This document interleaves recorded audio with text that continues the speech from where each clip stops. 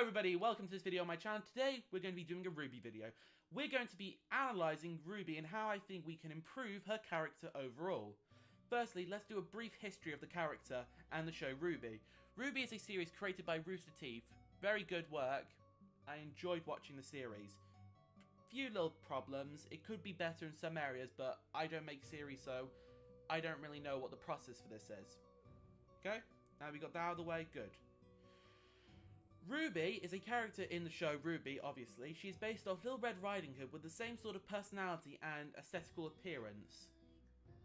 Going deeper into her history, when looking at the song Red Like Roses Part 2, we discovered that Summer Rose, Ruby's mother, was taken from her at a very young age, and this left her traumatized.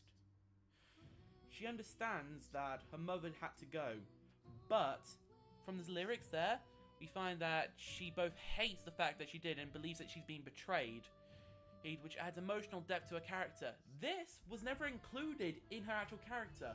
Throughout the series, she's this happy-go-lucky, ditzy kid who never seems to have anything wrong, apart from the occasional times where she visits her mother's grave. And quite frankly, that's a missed opportunity. There is so much emotional value you could apply on her, changing her from this two-dimensional character into this 3D character, which would increase. I'm actually just realised that she's actually drawn in 3D, so that point about being 2D doesn't make much sense. Oh, never mind. But still, it would change her from being this bland two-dimensional character into a great three-dimensional character, to like many other characters in the show. For example, one of the characters that has been flushed out the most, but not in the best ways, Jeanne d'Arc, based off Joan of Arc from the French Revolutions, a military leader, who was also a woman, but in the series is a guy, because their entire team are gender-swapped versions. Don't ask me why. Ruby's role in the actual series is the leader of Team Ruby, which consists of Ruby Rose, Wai Shni, Blake Belladonna, and Yang Xiaolong. In the role of her team, she mostly does damage, not having much tactical skills without the use of her ability. And she is the main protagonist, who's meant to be driving the story. Right. Her dynamic with the other characters is that she's the emotional heart, always there to help others and seems to push others in the best ways they can. The bright and cheerful leader, the reverse of the darkness, which is the true representation of the world. Personally, her overall importance to the story wasn't that big. Yes, she's the main character, yes, the show is named after her, but you could happily trade her character traits around with some other character, like say Blake, and it would probably be even more interesting since Blake is a Farness, and thus a minority, and thus a tortured individual, because the people hate the Farness because it's racist. Don't ask me why. In most scenarios, Ruby isn't even the main protagonist, she's more of a side character, leading into the introduction of other characters, or the emotional growth of other characters, like the Jeanne arc, or when people found out that Blake was a Farness. She wasn't even main damage there. She didn't even do much. She was just there as the emotional center, but not the main protagonist. She did nothing, which is kind of sad, as all. Her character is a bit of a weird one. It's kind of,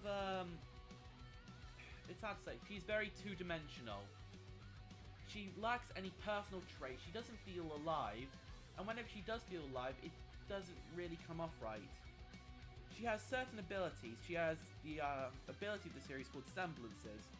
Her semblance is speed, allowing her to increase her speed exponentially. Her speed was calculated by Ivya at the amino site, at the Ruby amino, to be exactly at max speed. 195 kilometers an hour, link on screen. And then there's the aura. Aura doesn't make much sense in the series overall, it's just there as like an explanation for why they can jump high or punch hard or get knocked into a building through several walls and not be hurt. And then there's the biggest plot hole in the entire series. The biggest, personally, the biggest ass pull. The Silver Eyes. There's no factual information put about how powerful the Silver Eyes are, but from what I've read, Ruby fandom on Powered by Wiki, Okay, the background. The Silver-Eyed Warriors are a lineage group whose origins predate the established of both huntsmen and kingdoms. According to legend, those born with silver eyes are said to be destined to lead the life of a warrior. Silver eyes themselves are a very rare trait in the modern world. Our character having one of them, and we believe her mother to have one. There is no actual understanding of powers of abilities. What we know is that it gives this person unique ability to fight against those who are grim, the monster of their world. And we know by fact that Ruby herself defeated a grim dragon. In comparison to a human, a grim dragon is quite big. Note that it says defeat. She didn't kill it.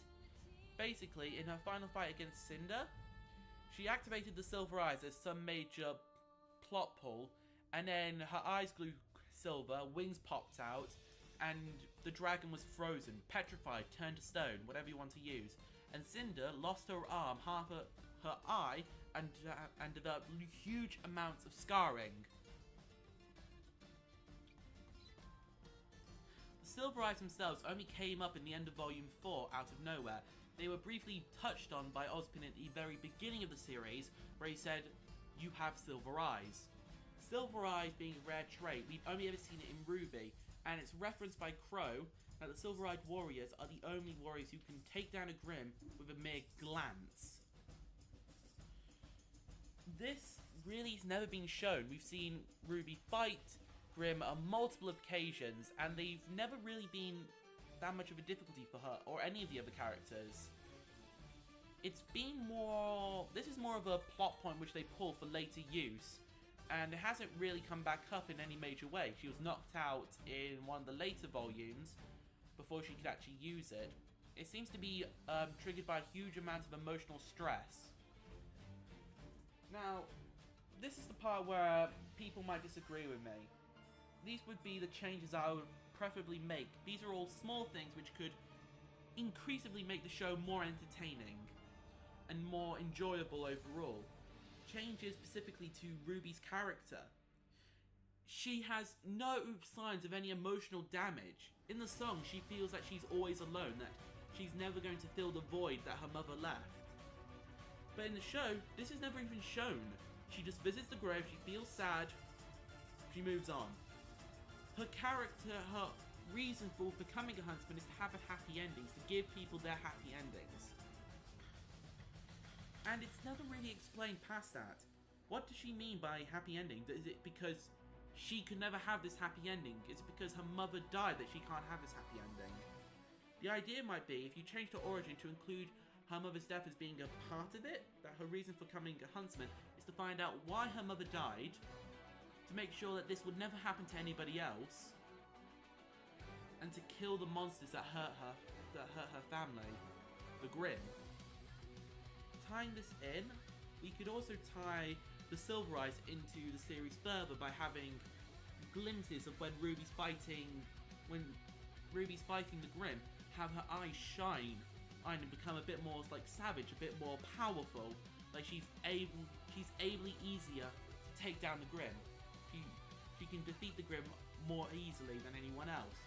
She has no problems fighting Grimm, but when it comes to people, she can't fight them. She suffers from difficulties.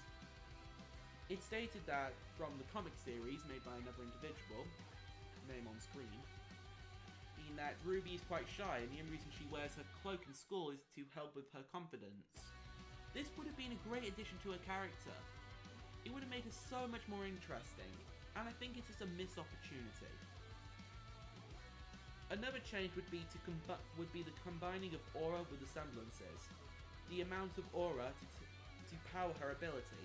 Say, to travel a certain distance from point A to point B, she uses a certain amount of aura to travel at a certain speed. The more she travels, the more speed she'll need. The more speed she needs, the more aura it takes. This would be where I would like to connect to another series.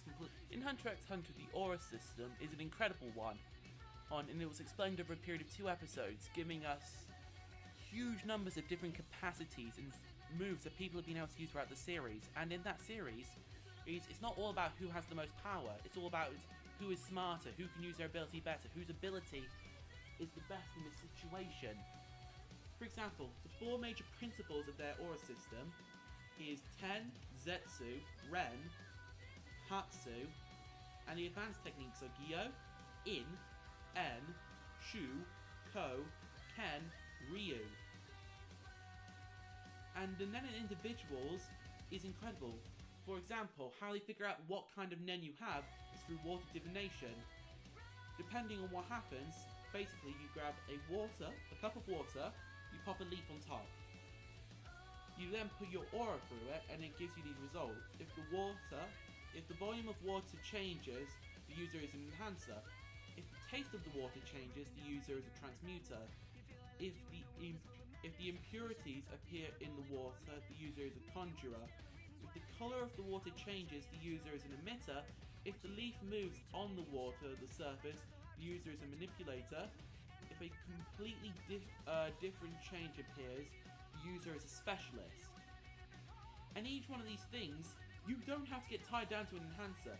If you're an enhancer, this means you have specialties in that region. You could become a transmuter or a conjurer, but your skills as a conjurer would be increasingly more difficult to master than an enhancer because it's an entire 2 steps away. They described the system in such a way that in such short time of 2 episodes, we were given the capacity to have incredible fights between individuals with incredible powers, but with Ruby, the powers, the semblance system, there is no rules. We just discovered that Weiss can now summon monsters whenever she wants. There is no use in the aura. Aura is just there as a deus ex machina. It saves the day sometimes it doesn't. And I think that's kind of stupid. I think if they wanted to make the battles more intense, link aura and the semblance together. So the more you use aura, the more you use the semblance. Okay. That's going to be it. If you agree with my points, please leave a like and a comment. For the next video, I'm going to be talking about the opposite to Ruby, the beautiful, but annoyingly horrible Cinder Falls. See ya! If you're interested in supporting me and others like me, please check out these other videos by other great YouTubers. And go down into the description, go to the links for the Ruby songs, Red Like Roses Part 1 and Part 2. Trust me, they are incredible and they go into a lot more depth than I do. Thank you, and goodbye.